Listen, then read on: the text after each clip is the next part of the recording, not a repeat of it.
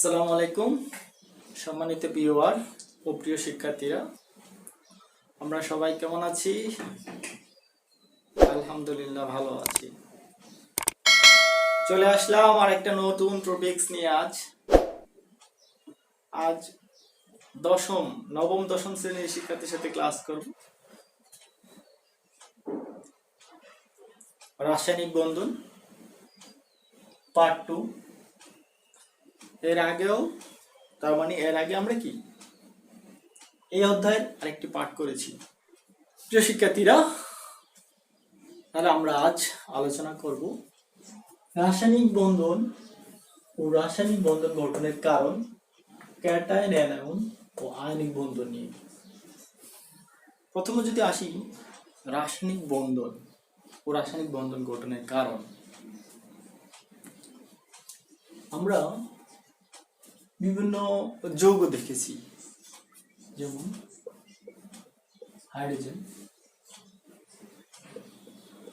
HCl, পানি।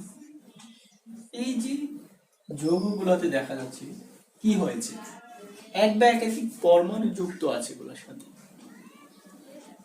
পানিতে আছে দুইটা হাইড্রোজেন একটা অক্সিজেন, এখানে হাইড্রোক্লোরিক অ্যাসিডে আছে হাইড্রোজেন আর ক্লোরিন। হাইড্রোজেন একটা মৌল ছিল, ক্লোরিন একটা মৌল ছিল।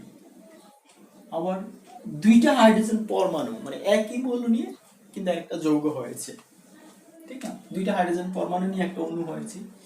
তাহলে এগুলার গঠন যদি আমরা এবার কেন, এগুলো ছিল তো আলাদা ছিল, যেমন হাইড্রোজেন শুধু এই অবস্থায় ছিল, এখানে হাইড্রোজেন পানি এরা আলাদা ছিল। তারা যখন একসাথে হলো কিভাবে হলো, সেই কিভাবে হলো, কেন হলো, সেই পার্টটাই কিন্তু আমরা আজকে দেখাচ্ছি। তাহলে এখানে কিভাবে হলো সেটি একটু আমাদের জানার বিষয়, বা কেন হলো, ঠিক না? এই কেনটাই হলো রাসায়নিক বন্ধন গঠনের কারণ। বন্ধন মানে কি? আবদ্ধ থাকা। হ্যাঁ, আমরা বিভিন্নভাবে দেখেছি, গল্প পড়েছি।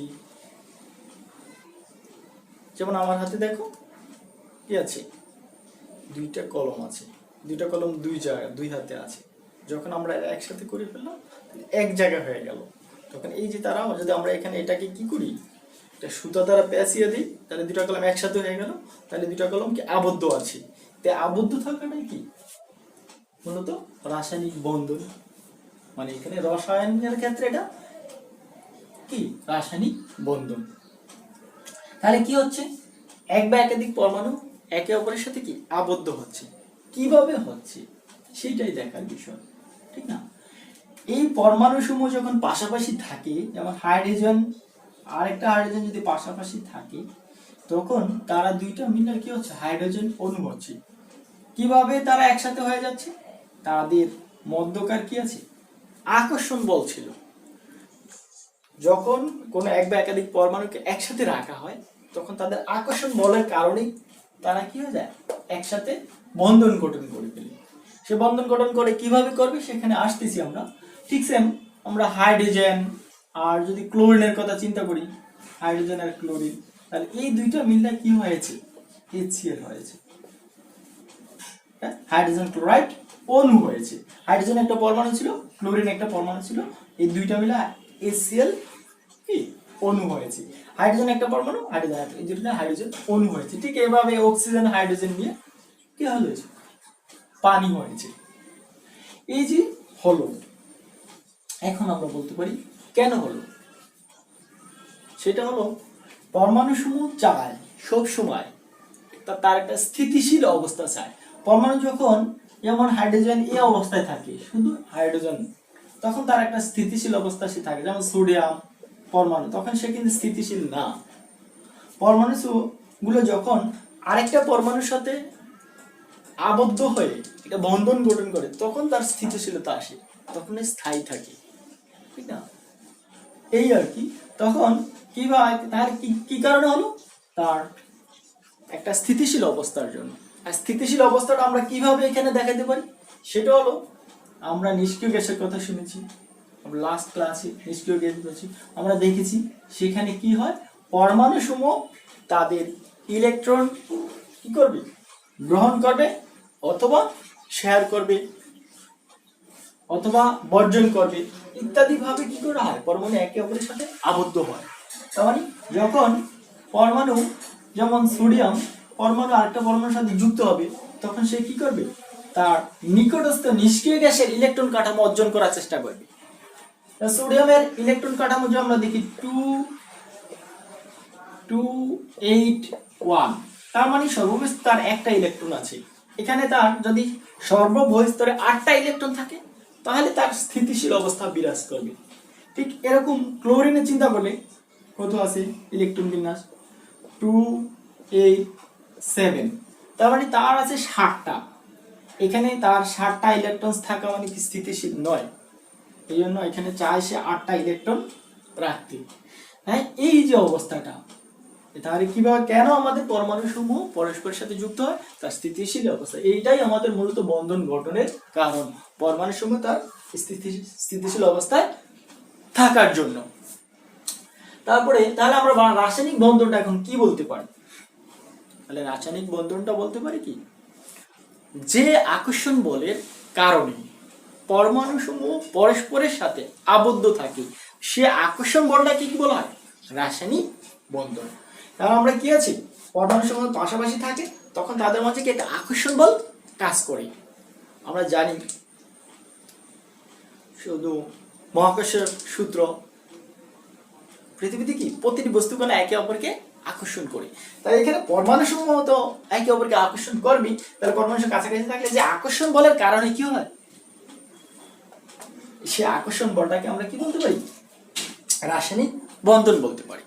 তাহলে আমরা বুঝতে পারলাম কেন রাসায়নিক বন্ধন গঠন হয়। চলে আসি এবার আমরা পরের অংশটুকুতে, ক্যাটায়ন ও অ্যানায়ন। আমরা অষ্টম শ্রেণীতে জেনেছি ক্যাটায়ন ও অ্যানায়ন সম্পর্কে, এখানেও একটু জানবো। দেখো অষ্টম শ্রেণীতে কিছু জেনেছি, এখানে আমরা একটু বিস্তারিত জানবো। আমরা একটা পরমাণুর কথা বলি, সোডিয়াম পরমাণু, তার ইলেকট্রন কতটা আছে, 11টা ইলেকট্রন, 11টা প্রোটন আছে। সোডিয়াম পরমাণু যখন অন্য কোনো পরমাণুর সাথে বন্ধন গঠন করে তখন কি হয়, তখন সে একটা ইলেকট্রন ত্যাগ করে দেয়, তখন এই অবস্থায় রূপান্তরিত হয়। তার মানে এখানে সোডিয়ামের উপরে কোনো প্লাস চিহ্ন ছিল না, এখানে সোডিয়ামের উপরে ডান পাশে একটা প্লাস চিহ্ন হয়েছে। ঠিক আরো কিছু পরমাণু আছে, যেমন ক্লোরিন, ক্লোরাইড, এই অবস্থা হয়েছে। তাই দেখো এখানে তার এটার বলে কি, তার আধান আয়নিত অবস্থা, একটা ইলেকট্রন, আমরা জানি প্রোটনের আধান হচ্ছে প্লাস আর ইলেকট্রনের আধান মাইনাস। তাহলে এখানে কি হলো, সোডিয়াম একটা ইলেকট্রন গ্রহণ করলো, ত্যাগ করলো, তার মানে তার কি প্রোটন আধান। এখানে আমরা জানি পরমাণুর কেন্দ্রে থাকে প্রোটন আর ইলেকট্রন থাকে চারপাশে। যদি আমরা ডায়াগ্রাম দিয়ে দেখাই তাহলে সেটা এরকম হচ্ছে, ঠিক না, ইলেকট্রন ডায়াগ্রাম দিয়ে দেখাই সোডিয়ামের ক্ষেত্রে এরকম হয়, ঠিক না, দুইটা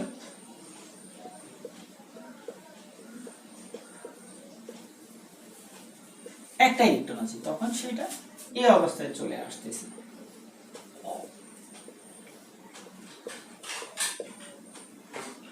ইলেকট্রন ডায়াগ্রাম দিয়ে যদি আমরা দেখাই তাহলে এই অবস্থায় চলে, তার মানে এখানে একটা ইলেকট্রন কমে গেল, আর এখানে কেন্দ্রের ভিতরে এখানে কিন্তু প্রোটন থাকবে, তার মানে প্রোটন কিন্তু 11টাই আছে, ইলেকট্রন একটা কমে গেছে। 11টা প্রোটন ছিল, 11টা ইলেকট্রন ছিল, ইলেকট্রন একটা কমে গেছে, প্রোটন আছে 11টা, তার মানে প্রোটন একটা বেশি আছে, এই জন্য আমার এই প্লাস আয়ন দেখা। আবার দেখো একইভাবে ক্লোরাইডের এখানে কত হচ্ছে, ক্লোরাইড পারমাণবিক সংখ্যা কত, 17, তার মানে 17টা কি আছে, ইলেকট্রন আছে, 17টা প্রোটন আছে। এখন একটা ইলেকট্রন গ্রহণ করলো, তার মানে তার ইলেকট্রন একটা বেড়ে গেছে, প্রোটন কিন্তু 17টাই আছে, এই জন্য কি আছে, ইলেকট্রন একটা বেশি আছে, তার একটা মাইনাস আয়ন দেখানো হয়েছে। যদি আমরা ডায়াগ্রাম দিয়ে দেখি, সংক্ষেপে দেখি, তাহলে কি হবে, ক্লোরিনটা যদি দেখি তাহলে কি হলো,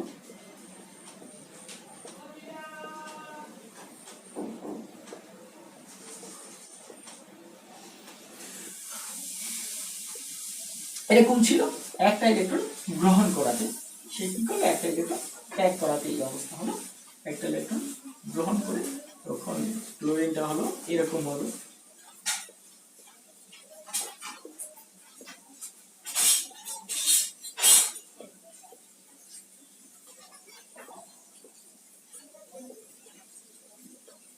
তখন এই অবস্থা হবে, এই হলো পরমাণু। তাহলে আমরা এখান থেকে সংজ্ঞাটা চলে আসতে পারি, পরমাণুর বা ধনাত্মক আয়নযুক্ত পরমাণুকে ক্যাটায়ন বলে, আর ঋণাত্মক আধানযুক্ত পরমাণুকে অ্যানায়ন বলে। এই অবস্থাটা কি বলা হয়, পরমাণুর ক্যাটায়ন আর পরমাণুর অ্যানায়ন। এখন কথা হলো কোনগুলো ইলেকট্রন ত্যাগ করে আর কোনগুলো ইলেকট্রন গ্রহণ করে, এটা একটু জানা দরকার। সেজন্য আমরা যদি সাধারণত ধাতুগুলো আমরা পর্যায় সারণীতে দেখলে গ্রুপ 1 2 সাধারণত কি আছে, ধাতু আছে, ধাতুগুলো ইলেকট্রন ত্যাগ করে আর অধাতুগুলো ইলেকট্রন গ্রহণ করে। এরকম আমরা অনেক ধাতু আছে, কি আছে কাজ, যেমন আমরা সোডিয়াম, পটাশিয়াম, তারপরে ক্যালসিয়াম, ম্যাগনেসিয়াম, এগুলো কি করবে, ইলেকট্রন ত্যাগ করবে। আর বিপরীত পক্ষে আছে যেমন ক্লোরিন, আয়োডিন,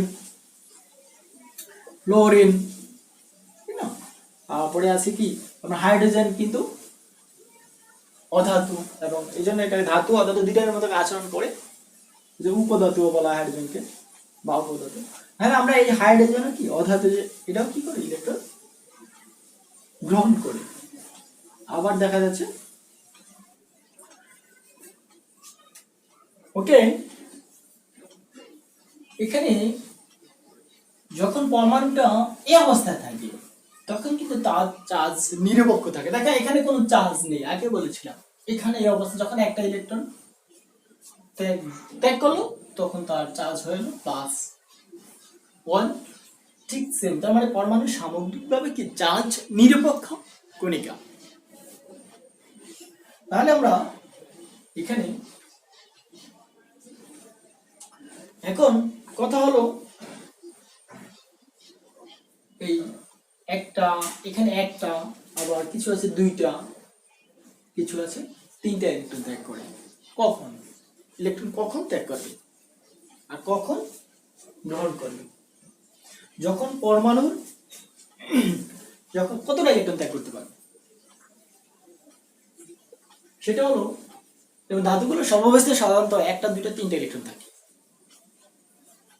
সর্বোচ্চ একটা দুইটাই বেশি ত্যাগ করে, তিনটা খুব কম করে, অ্যালুমিনিয়ামের বেলায় 3টা ইলেকট্রন।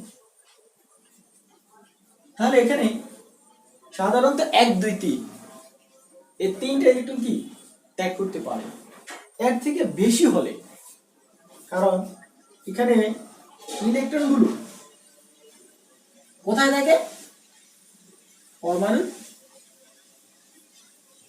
বাইরে থাকে। কোথায় থাকে, বাইরে থাকে। এখানে দেখো আমরা এই যে পরমাণুটা দেখছিলাম,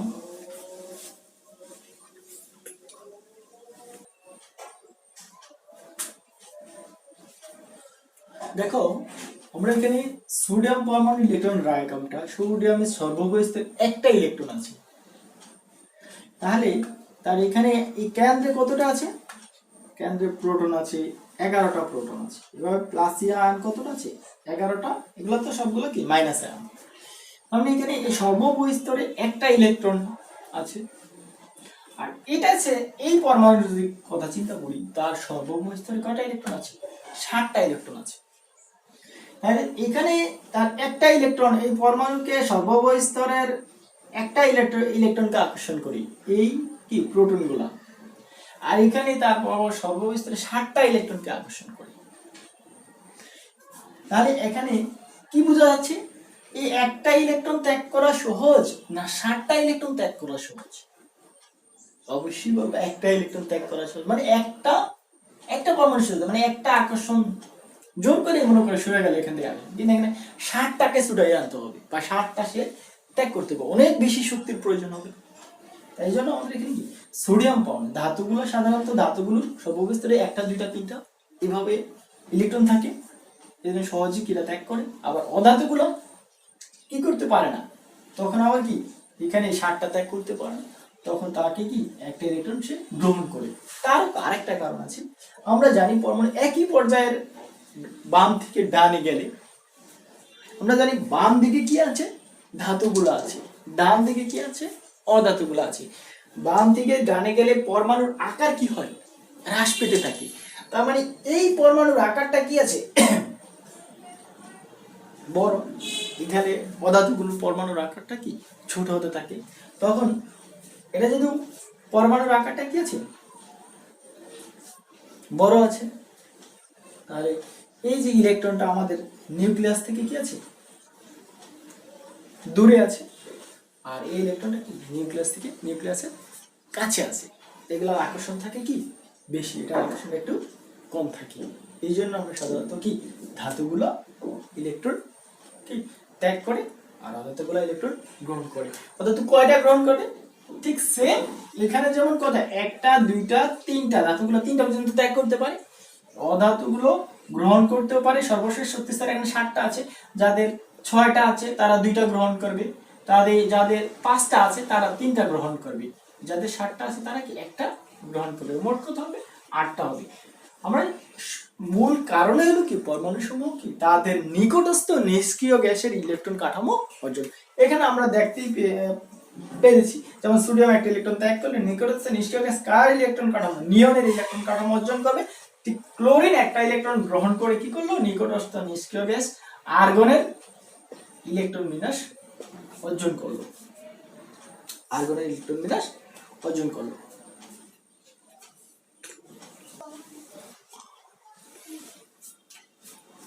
ওকে,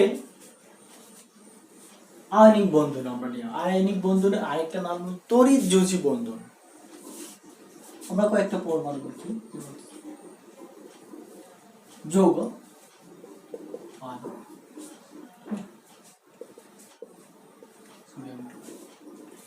এই যে যৌগগুলো গঠিত হয়েছে এগুলো কি যৌগ, তার মানে এক বা একাধিক পরমাণু নিয়ে গঠিত হয়েছে। এক বা একাধিক পরমাণু একটা বন্ধন শক্তির মাধ্যমে আবদ্ধ আছে, এগুলো রাসায়নিক বন্ধনের মাধ্যমে কি হয়েছে, এগুলো যৌগ গঠন হয়েছে। এখন আমরা দেখবো এই যৌগগুলো একে অপরের মাধ্যমে কোন পদ্ধতিতে গঠন হলো, সেটা আমরা তাহলে আয়নিক বন্ধনটা কি আমরা সেটা দেখবো। এখন দেখো সেটা আমরা এখন একটু দেখি। আমরা এর আগের পার্টে আমরা দেখলাম ধাতুসমূহ আয়নীকরণ শক্তিটা কি কম, তার মানে ধাতুসমূহ কি সহজে কি ইলেকট্রন ত্যাগ করে, আর অধাতুসমূহের আয়নীকরণ শক্তি বেশি, অধাতুসমূহ কি সহজে ইলেকট্রন গ্রহণ করে। তাহলে এখানে আমাদের ধাতুসমূহ ইলেকট্রন ত্যাগ করে কি হয়, কি করে, এই মাত্র দেখলাম ইলেকট্রন ত্যাগ করে ধনাত্মক আধানযুক্ত একটা পরমাণুতে রূপান্তরিত হয়, যার নাম কি ক্যাটায়ন। আবার অধাতুগুলো ইলেকট্রন গ্রহণ করে কি হয়, ঋণাত্মক আধানযুক্ত পরমাণুতে পরিণত হয়, যার নাম কি অ্যানায়ন। এই এই যে ক্যাটায়ন আর এই অ্যানায়ন, এই দুইটা একসাথে হয়ে যুক্ত হয়ে গঠিত হয় কি সোডিয়াম ক্লোরাইড নামক যৌগ। এই পদ্ধতিটাই আমাদের কি, এই যে পদ্ধতিটা, এই পদ্ধতিটাই কি আয়নিক বন্ধন বা তড়িৎযোজী বন্ধন। তাহলে আমরা এখান থেকে কি পাইলাম কি সোডিয়াম একটা ইলেকট্রন ত্যাগ কইরা তার নিকটস্থ নিষ্ক্রিয় গ্যাস নিয়নের ইলেকট্রন কাঠামো অর্জন করলো। ক্লোরিন একটা ইলেকট্রন গ্রহণ করে নিকটস্থ নিষ্ক্রিয় গ্যাস আর্গনের ইলেকট্রন কাঠামো অর্জন করলো। আর্গন কত 18, নিয়ন কত 10, তাদের ইলেকট্রন কাঠামো অর্জন করলো। আর সোডিয়াম ক্লোরাইড নামক কি যৌগ গঠিত হলো। কিভাবে হলো, সোডিয়াম প্লাস ক্লোরাইড আয়ন, তাহলে কি সোডিয়াম ক্লোরাইড নামক কি যৌগ গঠিত হলো।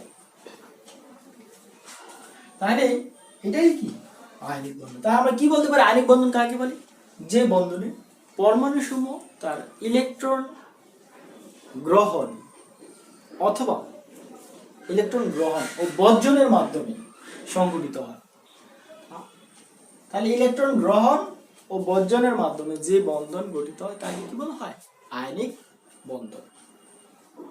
আবার বলা যায় তোমাদের বইয়ে বলা আছে আয়নিক বন্ধন সম্পর্কে বলা আছে যে বিপরীত আয়ন ক্যাটায়ন আর অ্যানায়নের মধ্যে স্থির বৈদ্যুতিক আকর্ষণ বল কাজ করে।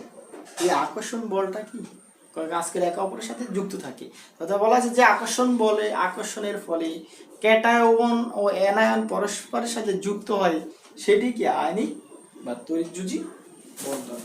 একই কথা, ক্যাটায়ন আর অ্যানায়ন যে আকর্ষণ বলের ফলে, আমরা আগে বলছি বন্ধনটাই কি একটা আকর্ষণ বল, রাসায়নিক বন্ধনটা কি একটা আকর্ষণ বল। তাহলে যে আকর্ষণ বলের ফলে ক্যাটায়ন আর অ্যানায়ন যুক্ত থাকে, অ্যানায়ন কি হয় পরস্পরের সাথে যুক্ত হয়, সেটি কি রাসায়নিক কি আয়নিক বন্ধন বা তড়িৎযোজী বন্ধন। অথবা সংক্ষেপে বলতে পারে কি পরমাণু সমূহ কি ইলেকট্রন গ্রহণ এবং বর্জনের ফলে যে বন্ধন গঠন করে তাকে কি বলা হয়? তড়িৎযোজী বন্ধন বা আয়নিক বন্ধন বলা হয়। আমরা একটু যদি ইলেকট্রন ডায়াগ্রাম দিয়ে দেখি এই বন্ধন প্রক্রিয়াটাই, তাহলে সে আগের মতো হলো সোডিয়াম সর্বোচ্চ দুইটা ইলেকট্রন আছে,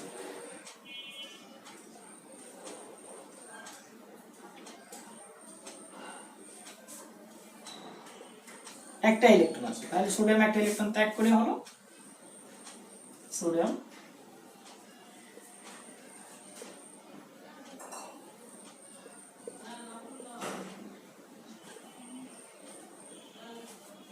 ঠিক। আবার ক্লোরিন সর্বোচ্চ স্তরে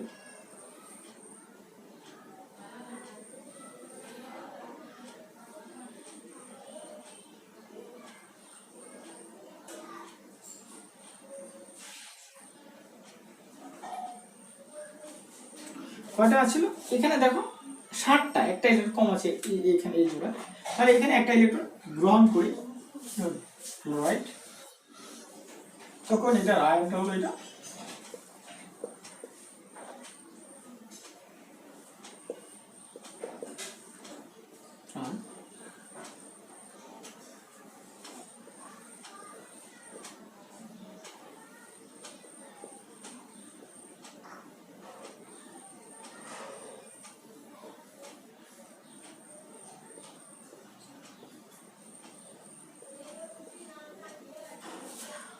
দেখো এইটা কিন্তু নিয়নের ইলেকট্রন কাঠামো আর এটা কি আর্গনের ইলেকট্রন কাঠামো।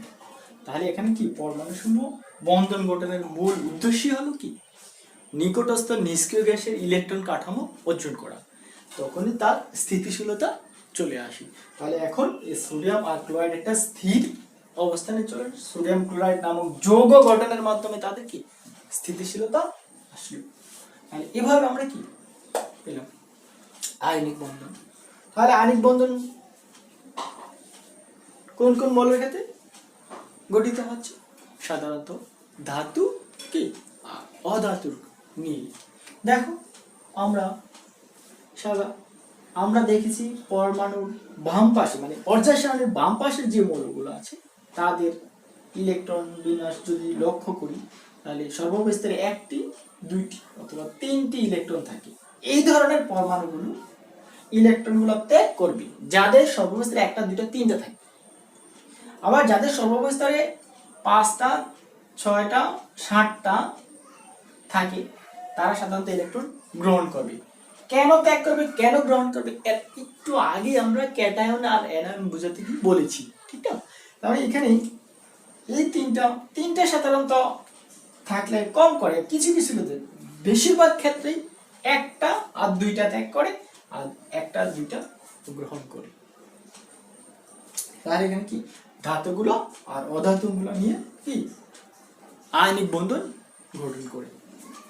আমি একটু আবারও বলি আয়নিক বন্ধনের গঠনটা। সোডিয়াম পরমাণু কারা ত্যাগ করবে, গ্রহণ করবে আমরা এতক্ষণ বুঝে ফেলছি। সোডিয়াম পরমাণু সর্বস্তরে একটা ইলেকট্রন আছে, তার ইলেকট্রন বিন্যাস আমরা যদি এভাবে দেখি যেমন সোডিয়াম 281, ঠিক না? তার ইলেকট্রন বিন্যাস, তার মানে একটা ইলেকট্রন আছে, সে একটা ইলেকট্রন ত্যাগ করে দিবে, ত্যাগ করে দিয়ে এই অবস্থায় রূপান্তরিত হবে। তার এখন সর্বস্তর কটা আছে? 8টা আছে। একটি ক্লোরিন পরমাণুর সর্ববহিস্তরে কটা আছে? 2টা 4টা 6টা আর একটা 7টা। তাহলে সে 4টা একটা ইলেকট্রন গ্রহণ করতে হবে। কোনটা ইলেকট্রন গ্রহণ করবে? ওই যে কে দিছে সোডিয়াম পরমাণু যে একটা ইলেকট্রন ত্যাগ করলো সেই ইলেকট্রনটা সে গ্রহণ করে। এই যেখানে আমরা এখানে সরাসরি দেখা যায় এই ইলেকট্রনটা সরাসরি এখানে চলে গেল। সোডিয়ামের এই ইলেকট্রনটা এখানে চলে গেল। এখন এই ক্লোরিন পরমাণুর কি হয়ে গেল? তার সর্ববহিস্তর করে তারা দুজনেই কিন্তু খুশি। এখানে কেউ ইলেকট্রন দিয়ে খুশি আর কেউ ইলেকট্রন গ্রহণ করে খুশি, কারণ দুজনের উপকার হলো এখানে। এই ছাড়া তাদের কোনো বিকল্প পথ নেই বন্ধন গঠনের জন্য। কি আমরা দিয়া খুশি, আবার কি নিয়েও খুশি থাকি আমরা। যেমন আমরা এখন মাহে রমজান আছে, আমরা ধনীরা যারা আছে ধনীরা কি করে? গরিবদেরকে দান করি। এরা দান করে খুশি, আর গরিবরা কি দান পেয়ে খুশি, মানে গ্রহণ করে খুশি খুশি থাকে। আর আমরা অবশ্যই রমজান মাস সবাই কি করতে হবে? ঠিক মতো জাকাত দিতে হবে, বা পাশাপাশি যারা আছে গরিব তাদেরকে দেখতে হবে। ওকে, তাহলে আমরা পেয়ে গেলাম কি আয়নিক বন্ধনের গঠনটা পেয়ে গেলাম। আশা করি তোমাদের এখানে সমস্যা নেই। সমস্যা থাকলে আমার ফোন নম্বরে ফোন দিয়ে বলতে পারো, অথবা আমাদের কমেন্ট সেকশনে কি যুক্ত করতে পারো। তা আজকে আমরা এখানেই শেষ করলাম আজকে পার্ট 2। আবার আসবো পার্ট 3 নিয়ে। খোদা হাফেজ, ভালো থাকবা।